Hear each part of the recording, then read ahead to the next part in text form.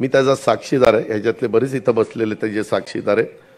2004च्या बद्दल मधी पवार साहेबांनी एक स्टेटमेंट केलं की 2004ला जर राष्ट्रवादी काँग्रेस पक्षाचा मुख्यमंत्री केला असता तर पक्ष फुटला असता।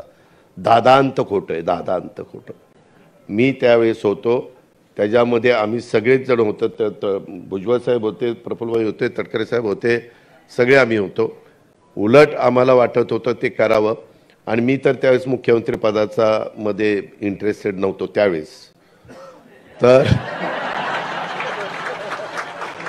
तर त्यावेळेस मला वाटत होतं की भुजबळ साहेब त्या ठिकाणी होतील, कारण राष्ट्रवादी काँग्रेस पक्षाची स्थापना झाल्यानंतर खऱ्या अर्थाने महाराष्ट्राच्या कानाकोपऱ्यामध्ये राष्ट्रवादी पक्ष पोहोचवण्याचं काम कुणी जर केलं असेल तर ते भुजबळ साहेबांनी केलं।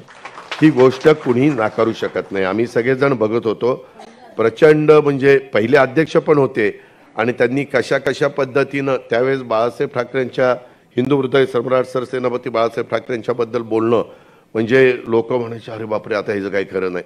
परंतु त्यांनी ते किणी प्रकरण आणि काय काय कोण टी काय काय काय मी आता ते काही काढत नाही, परंतु ते सगळं काढलेलं होतं आणि त्याच्यातनं एक वातावरण असंच निर्माण झालं।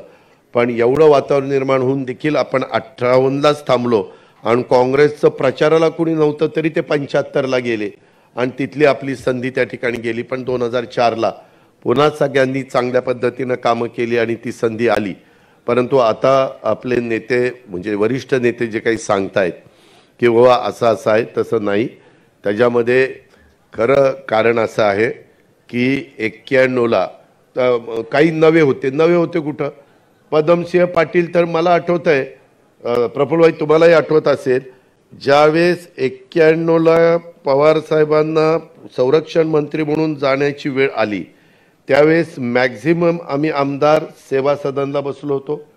सेवा सदन हा सगळे आम्ही होतो। सेवा सदनला मेजॉरिटी तिथं एकत्र काँग्रेस होती, आणि सगळ्यांनी पदमसिंह पाटलांचं नाव दिलं होतं। त्याच्यात सुधाकरराव नाईकांचं नाव कुठं चर्चेला नव्हतं। सुधाकरराव नाईक सिनियर नेते आहेत, त्यांच्याबद्दल आदर आहे, त्यांच्या